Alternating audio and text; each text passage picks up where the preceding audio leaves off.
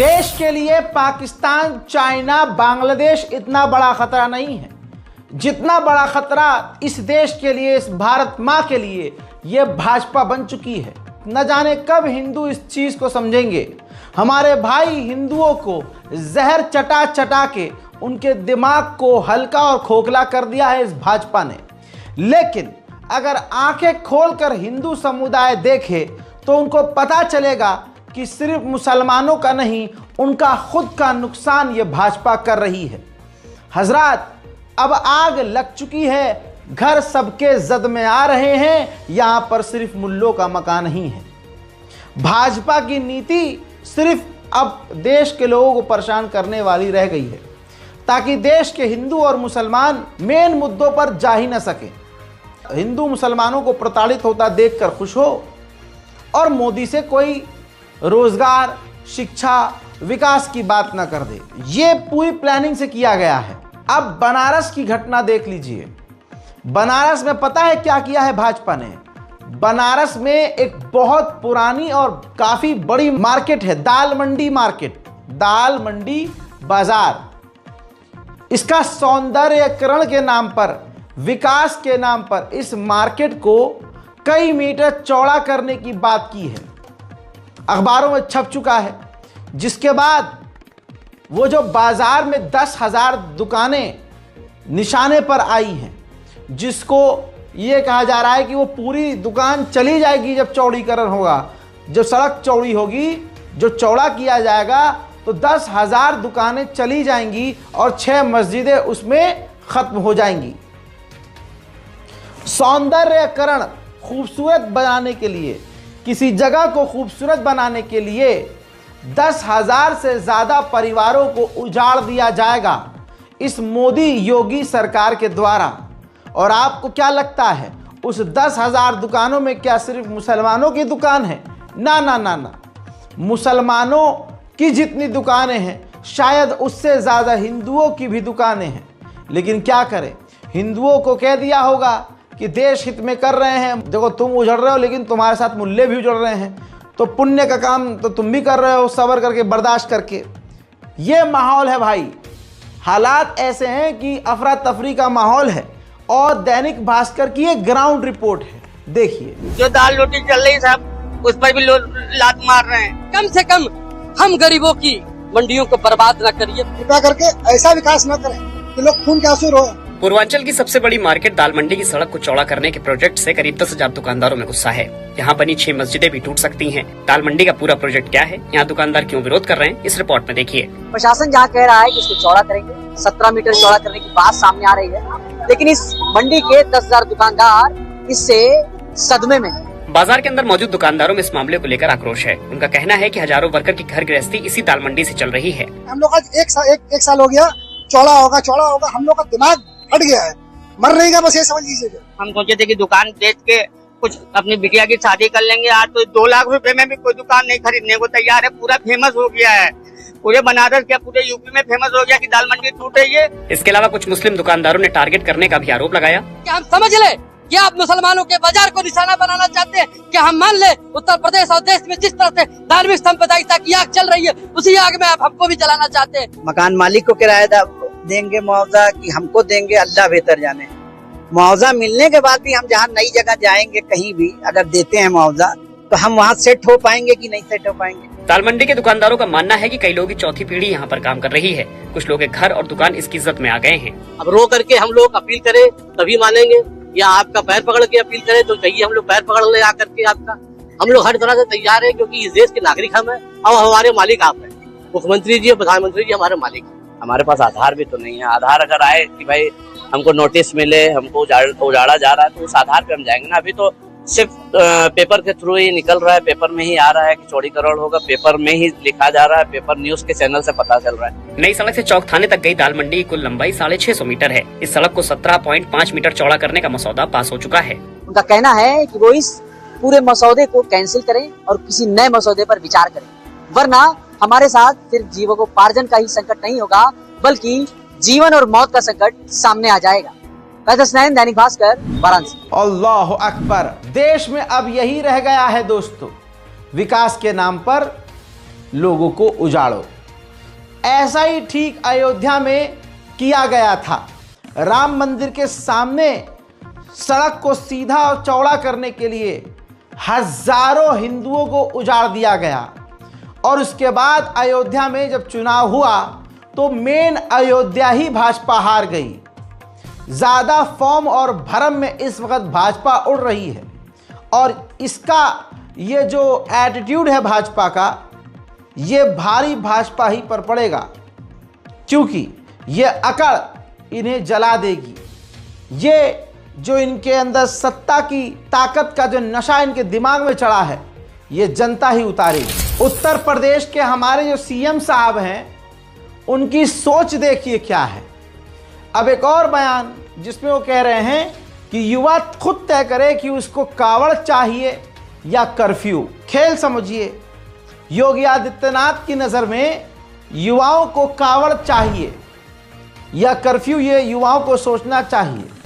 लेकिन अगर अपनी खोपड़ी ठीक से चलाएं योगी आदित्यनाथ जी, तो बताना चाहूँगा कि युवाओं को रोज़गार चाहिए, युवाओं को शिक्षा चाहिए, युवाओं को सुकून चाहिए, युवाओं को चाहिए कि उनका पेपर लीक ना हो, युवाओं को चाहिए कि जिनकी पढ़ाई पूरी हो चुकी है और उम्र निकल रही है, उनकी कहीं ना कहीं पोस्टिंग कर दी जाए। युवाओं को अच्छे अस्पताल, अच्छे संस्थान चाहिए, लेकिन नहीं, योगी आदित्यनाथ के ऑप्शन में कोई और ऑप्शन है ही नहीं।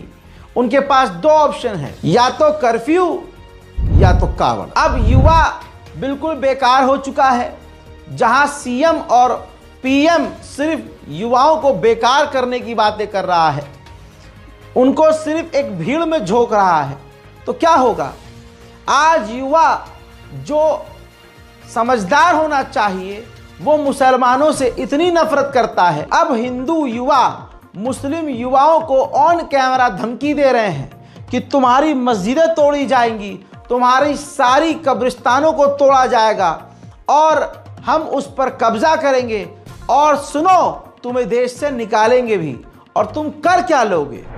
ये सोच आज के हिंदू युवाओं की है। यार लेना ही होगा ना तो इनके शरीर से जान लेंगे यार। कब्रिस्तान क्या करेंगे लेकर? अगर कब्रिस्तान लेंगे भी ना तो शौचालय बनाएंगे वहाँ पे हम।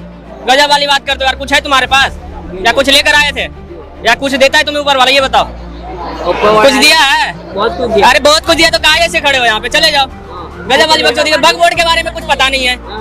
अभी बोल रहा था बाबरी तोड़ा गया। अरे बाबरी क्या, मैं बोल तो रहा हूँ, वक्फ बोर्ड की जितनी भी जमीनें है ना, 9 लाख कुछ है ना, सारा के सारा लिया जाए। क्या कर लोगे तुम? क्या कर लोगे तुम? लगा दो। अरे क्या करोगे? लगा दो। अबे लेकर की बात, रुक जा। जमीन भी लेंगे और तुम्हें इस देश से बाहर भी किया जाएगा, देख लेना। लेगा लगा दियो। बोल तो रहा हूँ, इस देश से बाहर भी किया जाएगा और जमीनें भी, और जितने भी मस्जिदें है ना, जो मंदिर तोड़कर बनाया गया था, सारे मस्जिदों को तोड़कर दोबारा मंदिर का निर्माण किया जाएगा। क्या कर लोगे? जहाँ पे मस्जिद है वो भी तोड़ोगे? अरे क्या फिर से वही भाई? तुम्हें क्या लग रहा है? तू तोड़वाएगा? क्या लग रहा है? वो क्या बोला? क्या लग रहा है? वो क्या बोला? क्या बोला? जहाँ पे मंदिर था, मस्जिद है, जहाँ मंदिर की जगह थी, अब वो मस्जिद मंदिर तोड़ा है। नहीं, बाबरी मस्जिद नहीं तोड़ा। नहीं तोड़ा बाबरी मस्जिद तोड़ा ना, वहाँ पे राम मंदिर। एक सिंपल सा जवाब है, ठीक है ना भाई? जिस भी मस्जिद में शक है ना, हमें उस मस्जिद के अंदर खुदाई करवा दो, ठीक है ना? अगर खुदा निकले तो तुम्हारा, और बाकी अगर कोई मूर्ति वगैरह निकले तो हमारा। सीधी सी बात है भाई। सुन ले यार,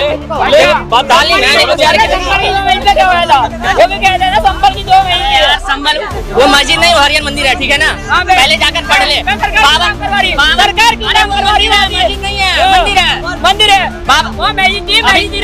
सुन ले यार, अभी बाबरी मंदिर की बात कर रहा था ना, मतलब बाबर को मानता है तू? बाबर को मानता है ना? ये देखो, जबकि इनमें ये तालीम नहीं दिया जाता है कि अल्लाह के सिवा किसी और को मानो, फिर भी बाबर को मानता है, क्योंकि बाबर बाप है इनके। बाबर को ना जाए बाप मानते हैं ये लोग। मानते हो ना? बाबरी में किसकी थी? बाबरी पता है कौन था? बाबरी कौन था भाई? अबे राम मंदिर बनाया वहाँ की तुमने। अबे ज्यादा दिमाग मत चटका, पहले बता रहा हूँ। राम मंदिर के ऊपर फालतू मत बोल। क्यों? अरे ले जाओगे, यही मारूंगा, यही मारूंगा। राम मंदिर पे फालतू नहीं। बात है, मैंने रोजा आपको ऐसा क्यों लग रहा है कि संशोधन करने की वजह से आप लोग की संपत्ति जो है वो छीन ली जाएगी? युवा बिल्कुल बेकार हो चुका है, दिमाग सड़ चुका है। हिंदू युवाओं को सिर्फ मुसलमानों को मारना, काटना, उनको दबाना, मिटाना, उनके दिमाग में बस यही है। खासकर जो बहुसंख्यक समुदाय के हिंदू हैं, उनके सामने यूपी पुलिस लाचार और बेबस है। आप सोच के देखिए, मुसलमानों के साथ उत्तर प्रदेश पुलिस और संस्थाएं क्या करती हैं, किस एटीट्यूड से बात करती हैं। लेकिन वहीं अगर एबीवीपी के कार्यकर्ता हो तो लाचार और बेबस पुलिस नजर आती है। ये देखिए, एबीवीपी का पट्टा गले में है और इंस्पेक्टर, हाई कमांड इंस्पेक्टर और सीनियर अधिकारियों के साथ एक खतरनाक बहस हो रही है। बैकग्राउंड में गाना लगा है, कन्वर्सेशन क्या है सुनाई नहीं दिया है, लेकिन इस वीडियो को एबीवीपी वालों ने, इन गुंडों ने खुद शेयर किया है चंद लाइक्स और फॉलोअर हासिल करने के लिए, प्रशासन के साथ बदतमीजी करते हुए। अब जो आदमी कहता है उत्तर प्रदेश में माफिया राज खत्म हो चुका है, सच्चाई ये है कि माफिया राज खत्म नहीं, माफिया राज हिंदुओं में ट्रांसफर हो गया है, भाजपाइयों में ट्रांसफर हो गया है। जरा सोच के देखिए, इस घिनौने चेहरे पर जो खतरनाक गुस्सा और हैवानियत है और उसके आगे जो पुलिस लाचार है, यही आज भारत की सच्चाई है, यही कानून का राज योगी आदित्यनाथ की नजर में है। अब जरा अगली ये तस्वीर ध्यान से देखिएगा, बार बार दिखाऊंगा। यूपी पुलिस के सब इंस्पेक्टर की कैप नहीं, इन चरमपंथियों ने पुलिस के इकबाल तक को ठेंगा दिखाया है। ममता बनर्जी के खिलाफ प्रदर्शन के नाम पर मेरठ में अराजकता फैला रहे हिंदू स्वाभिमान परिषद के इन गुंडों पर क्या कार्रवाई होगी। जब प्रदर्शन कर रहे थे ये लोग, हिंदू संगठन के लोग, तो इंस्पेक्टर की टोपी उतार ली, यानी उसकी टोपी उतार दी, उछाल दी टोपी। ये आज का हिंदू है और उत्तर प्रदेश पुलिस की ये औकात है हिंदुओं के सामने। मुसलमान अगर ऐसा करता तो आपको पता है क्या होता, भेजे में गोली मार दी जाती। यह आपने पुलिस का रूप देख लिया। एक पुलिस वाला और था जिसने मध्य प्रदेश के गुना में, अभी 3 दिन पहले अपडेट दिया था मैंने आपको, मध्य प्रदेश में हिंदुओं ने जबरदस्ती रैली निकाली बिना परमिशन के और जानबूझकर ये मस्जिद के आगे गए, वहां पर उन्होंने गाने बजाए, डीजे बजाया, आपत्तिजनक नारेबाजी की, जिसके बाद ईमानदार पुलिस ऑफिसर ने इस हिंदू संगठन के ऊपर कार्रवाई कर डाली और केस दर्ज कर दिया। जिसके बाद 6 दिन बाद, ठीक 6 दिन बाद उन इंस्पेक्टर साहब को ट्रांसफर कर दिया गया है। एसपी संजीव सिन्हा ने भाजपा पार्षद और उनके कार्यकर्ताओं पर दंगा भड़काने की एफआईआर दर्ज की और अब 6 दिन बाद उनको वहां से ट्रांसफर कर दिया गया है। यह मध्य प्रदेश पुलिस है। भाजपा के कार्यकाल में इस पुलिस का हाल इतना बुरा हो चुका है। आपने देखा एबीवीपी के गुंडे पुलिस वालों को किस तरह से ह्यूमिलिएट करते हैं, लेकिन बागपत पुलिस, यूपी पुलिस मुसलमानों के आगे शेर बनती है। खबर यह है कि बागपत में जिन मुसलमान लोगों ने वक्फ बोर्ड अमेंडमेंट बिल के खिलाफ आवाज उठाई, तो प्रदर्शन करने पर बागपत में 56 मुसलमानों पर यूपी पुलिस ने, बागपत पुलिस ने मामला यानी केस दर्ज कर लिया। उधर आज देश भर में आप देख रहे हैं जितने भी हिंदू हैं उनकी 24/7 कोशिश ये है कि दंगा भड़काया जाए कैसे भी करके। बंगाल से खतरनाक मामला आया कि देर रात को 2 हिंदू युवक लड़के शिव मंदिर के ऊपर हमला करने की प्लानिंग कर रहे थे और हमला करने के लिए पहुंच भी गए थे। ये माता की मूर्ति पर हमला करने का प्लान कर चुके थे ताकि इल्ज़ाम मुसलमानों पर आए और इलाके में दंगा भड़क जाए, लेकिन स्थानीय लोगों ने दिमाग चलाया और इनको पकड़ लिया। अब पुलिस ने जब कार्रवाई की तो पता चला कि ये दोनों लड़के जो थे, इनका इरादा दंगा करवाना था। भगवान की मूर्ति को ये तोड़ते और फिर ये अपना आर रोना शुरू करते और इल्ज़ाम मुसलमानों पर डालते। इन्होंने हमारे साथ ऐसा किया है, हमारी मूर्ति को, भगवान के ऊपर हमला कर दिया है, मंदिर पर किया है हमला। लेकिन मामला पूरी तरह से पलट गया। 2 लड़के जो पकड़े हैं उनमें से एक तो बीजेपी का कार्यकर्ता भी निकला है। अल्लाह अकबर। बीजेपी लगातार ये काम खुद करवा रही है अपने किराए के गुंडों से। দেখো আসলে মূর্তিটা দেখে গেলাম আমি কি প্রোগ্রাম হয় দেখো একজন মিলে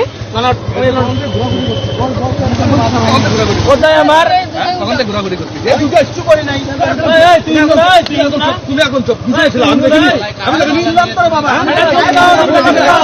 বলবার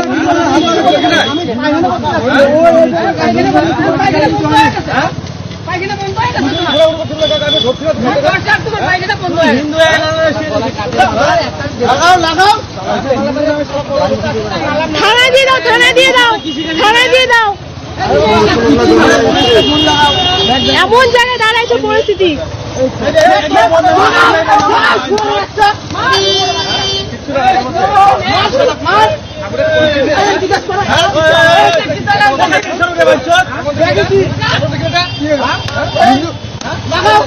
হিন্দু এই কাজ করে গলায় তুলসী মালা আছে আবার লজ্জা করে না একেবারে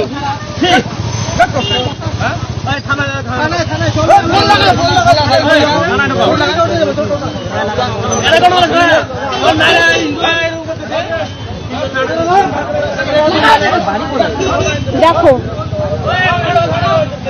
এই যে শীতলমার মূর্তি ভেঙে দিয়েছে কি বলবো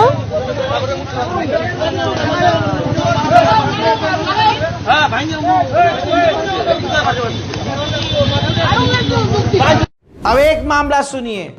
19 अप्रैल सनोधा मध्य प्रदेश सागर का मामला।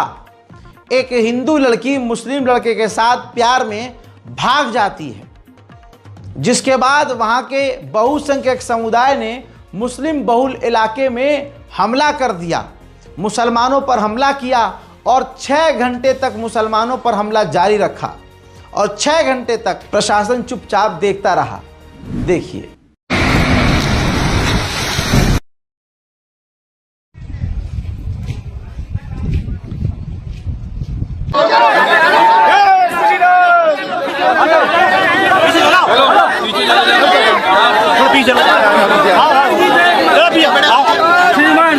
हम बात कर रहे हैं पीछे चलो पहले और हम बात कर रहे हैं तो सर अब एक दूसरे दारू बेचता है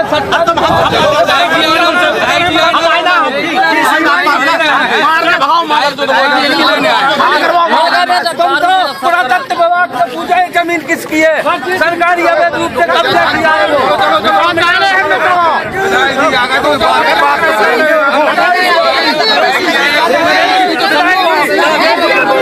उधर पीलीभीत सदर कोतवाली का एक मामला।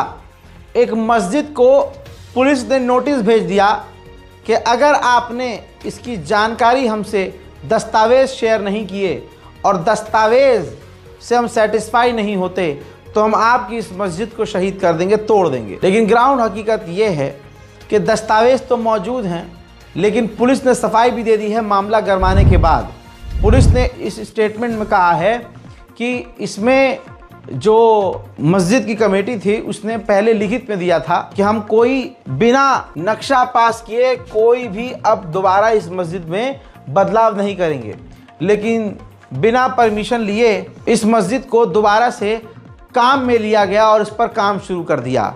ना प्रशासन को बताया, ना हमें बताया, ना किसी तरह से नोटिस दिया, ना हमें एक्नॉलेज किया गया, जिसके बाद हमने लिखित तौर पर नोटिस जारी किया है मस्जिद को। सच्चाई ये है कि भाजपा देश के लिए बड़ा खतरा है।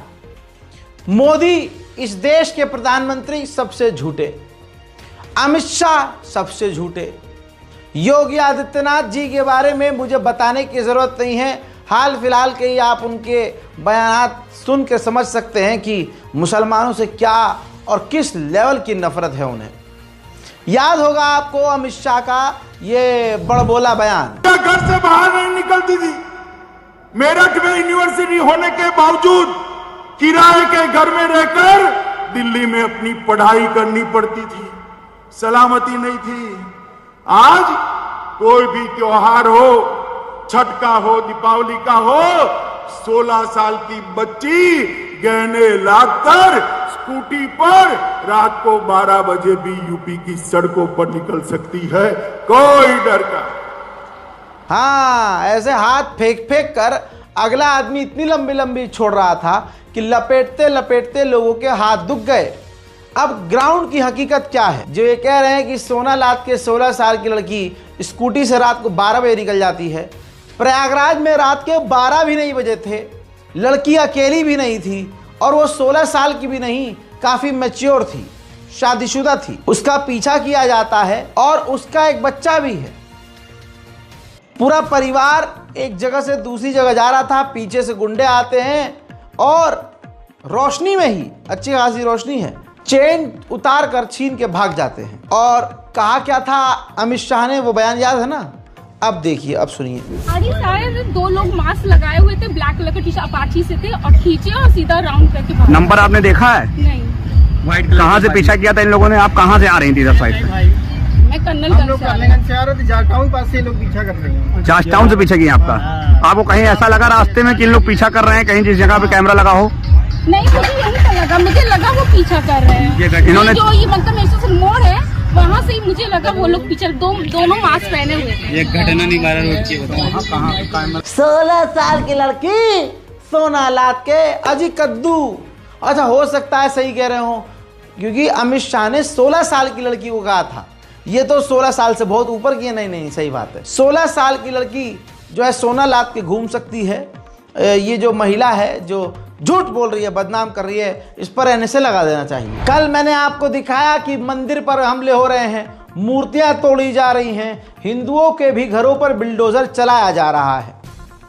हजरात, आज ये इसलिए हो रहा है कि कल तक आप भी ताली बजा रहे थे, आज आपका भी नंबर आ गया तो दूसरे ताली बजा रहे हैं। ईसाइयों का त्यौहार चल रहा है ईस्टर, जो हफ्ता भर लगभग चलता है। अहमदाबाद में ईसाई अपने धर्म के मुताबिक एक हॉल के अंदर अपना प्रोग्राम कर रहे थे। विश्व हिंदू परिषद और ऐसे ही गुंडा दल वहां हथियार लेकर पहुंच जाता है, लंबी हथियार और चाकू, लाठी, और जाकर उन ईसाइयों को धमकाता है। ये वीडियो आपके सामने रख रहा हूं, देख लीजिए।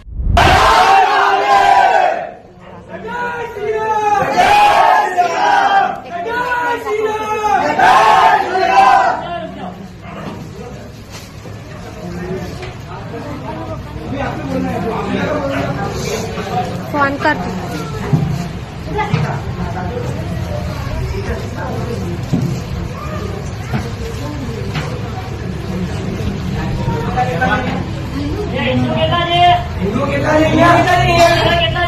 हिंदू છે સાઈડમાં આવી જાઓ આ બે હિન્દુ લાગે છે કોઈ નહીં હિન્દુ છે જોવાથી ખબર પડે સાડી વાળા जितने हिंदू है सब साइड में आ जाओ सिंदूर तिलक के माथे उठवानी प्रथा हिंदू में છે બીજા કોઈ ક્રિશ્चियन में नहीं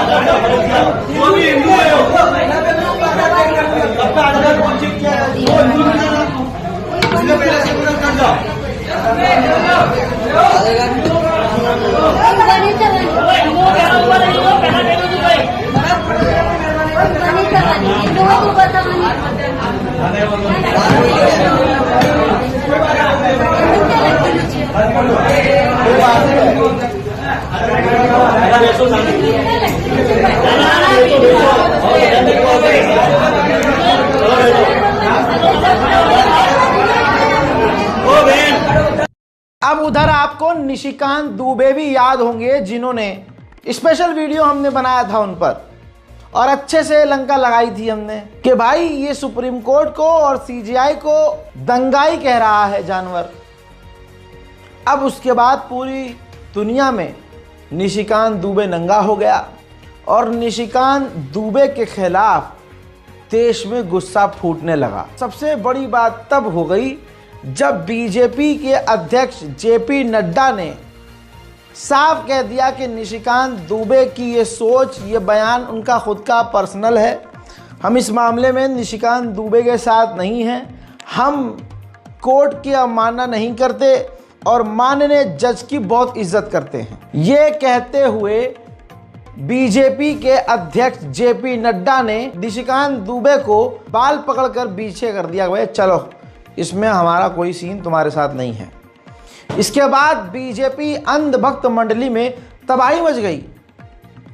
देखिए, यही इस भीड़ को मोदी जी ने जहर पिला पिलाकर नफरत का जहर चटाया था और आज ये भीड़ खुद इतनी खतरनाक हो गई है कि अगर कोई हक बात गलती से मोदी जी कह दें तो ये मोदी के खिलाफ भी हो जाएंगे। हजरात, आइए अब मैं आपको दिखाता हूं कि जब जेपी नड्डा ने इनके बयान से बीजेपी को अलग कर लिया तो किस तरह से जेपी नड्डा तक को ये पागल और बेवकूफ़ कहने लगे। ये देखिए, राजीव कुमार सिंह ने सारी हदों को पार कर दिया और जेपी नड्डा की तस्वीर को कार्टून स्टाइल में बनाया और उनके सर पर मुसलमानों की टोपी और गले में ईसाइयों का लॉकेट जो क्रॉस होता है वो डाल दिया। सोचिए किस तरह से सेकुलर बनाकर उनको, मतलब एक तरह से इमेज उनको बनाकर निशाना बनाया गया है। और ध्यान देंगे अगर आप तो हैशटैग का जो इस्तेमाल किया है, हैशटैग नड्डा की मोटी बुद्धि, कल रात को 2 बजे तक हैशटैग नड्डा की मोटी बुद्धि ट्रेंड कर रहा था। इसी तरह से द जयपुर डायलॉग पूरी तरह से पागल हुआ पड़ा है। इसने पूरी तरह से तमाम हदों को पार करते हुए अपना दर्द लिखा कि पहले नुपुर शर्मा को अकेला छोड़ दिया, नवीन कुमार जिंदल को अकेला छोड़ दिया, उसके बाद टी राजा सिंह को हमने अकेला छोड़ दिया और अब निशिकांत दुबे को बीजेपी ने अकेला छोड़ दिया। इसी तरह से ये देखिए, इन सभी को बर्नौल की जरूरत है। शशि ये लिखने की कोशिश कर रहा है कि जो नड्डा हैं वो कांग्रेस की जरूरत को पूरा कर रहे हैं, यानी नड्डा कांग्रेस जो नहीं कर पा रही है नड्डा कर रहे हैं, जेपी नड्डा कर रहे हैं, यानी एक तरह से बीजेपी को मजबूत नहीं होने दे रहे हैं। अब शशि लिखते हैं कि कांग्रेस मुसलमानों की तुष्टीकरण में लगी है और नड्डा महाराज कांग्रेस के तुष्टीकरण में लगे हैं। तटस्थ रहना ही एकमात्र विकल्प है, हिंदुओं के हितों को बचाना ही एकमात्र विकल्प है। 45% की आबादी वाले जिहादी मानसिकता को समर्थन देना भयंकर भूल होगी। हैशटैग नड्डा की मोटी बुद्धि। आरूही राठौर को तो सीने में और बहुत सारी जगहों पर दर्द हो गया। इन्होंने तो मांग की है कि निशिकांत दुबे को बीजेपी अध्यक्ष बनाया जाए। क्या आप मेरी बात से सहमत हैं? लिखकर हैशटैग नड्डा की मोटी बुद्धि इसमें भी ट्रेंड करवाया गया है। और पजीत भारती को आप अच्छे से जानते हैं, ये भी बेकार बेरोजगार है।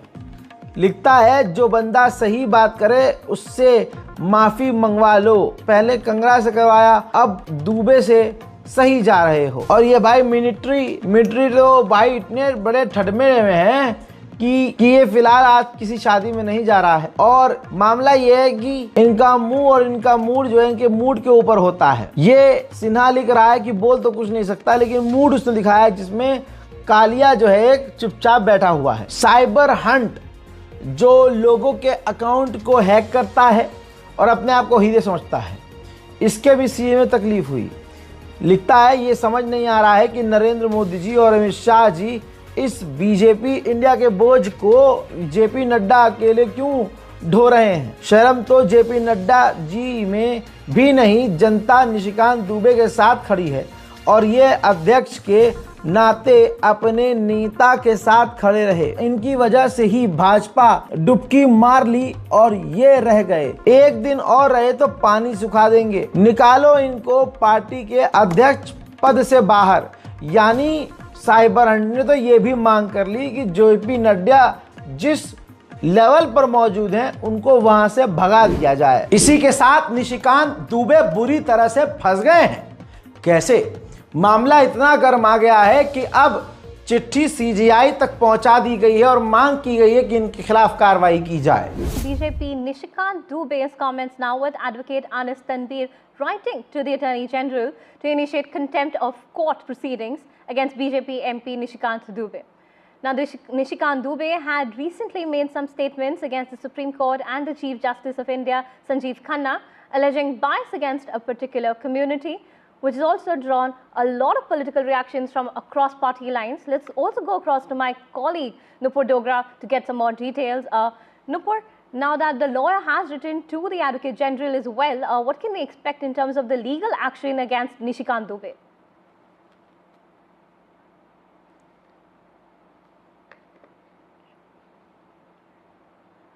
A development coming in on BJP MPs Nishikant Dube and Dinesh Sharma, who made comments against the Indian judicial system and the Chief Justice of India, Sanjeev Khanna, earlier in the day, and also drew sharp reactions across party lines. Now, advocate Anis Tanveer has written to the Attorney General to initiate contempt of court proceeding against. बहरहाल ऐसा होना ही था, खुल्लम खुल्ला। तुमने सोचा कि मोदी राज है तो कुछ भी बोले चले जाओगे, सरकार तुम्हारी है तो कुछ भी मुंह से हगे चले जाओगे। बाबू, देश संविधान से चलता है, तुम्हारी लाठी और तुम्हारे भगवा रंग से नहीं चलेगा। ये देश सेकुलर है, संविधान की माननी पड़ेगी। संविधान से ऊपर ना हमारा बाप ना तुम्हारा बाप, ये बात याद रखना। हजरात मोहतरम, इसी के साथ इस बारकोड पर ध्यान दीजिए।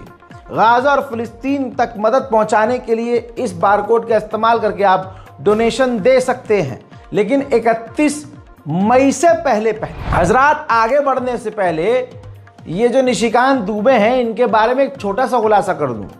ये चाहते हैं कि हमारे हिंदू भाइयों के जो बच्चे हैं, नौजवान हैं, वो सड़कों पर लाठी लेकर उतरें, जय श्री राम का नारा लगाकर हमला कर दें और पूरे देश में नरसंहार मचाएं, दंगा मचाएं। लेकिन जरा इसके बच्चे को देख लीजिए, इसका बेटा विदेश में पढ़ता है, विदेश में रहकर उसने पढ़ाई पूरी कर ली, पूरा परिवार इंटरनेशनल लेवल पर मौज मस्ती करता है। निशिकांत दुबे चाहे तो अपने बेटों को अपनी विचारधारा के अनुसार तथाकथित हिंदू धर्म रक्षा और गौ रक्षा के काम में भी लगा सकते थे, लेकिन बजरंग दल और गौ रक्षा में शामिल करने के बजाय उन्होंने अपने बेटे को लंदन में भेजा और वहां पढ़ाई करवाई। अब पढ़ाई बेटे की पूरी हो चुकी है और बेटा कनिष्क अब लंदन के एक बैंक में नौकरी भी शुरू कर चुका है और वहीं सेटल भी हो गया है। अब मिस्टर दुबे अपने बच्चे को तो विदेश में सेट कर चुके हैं और यहाँ हिंदुओं के गरीब परिवारों के बच्चों को दंगाई बनाने का, नफरती कीड़ा बनाने का काम कर रहे हैं। मेरे तमाम देशवासियों से अपील है, चाहे वो कोई भी हो, दंगे की तरफ और दंगे वालों की तरफ कभी ना खड़े होना, देश को नुकसान पहुंचाने वालों से दूर रहना। आज के नेशनल प्राइम टाइम में इतना ही। इस रिपोर्ट को शेयर कीजिए, दुआओं में याद रखिए। जय हिंद।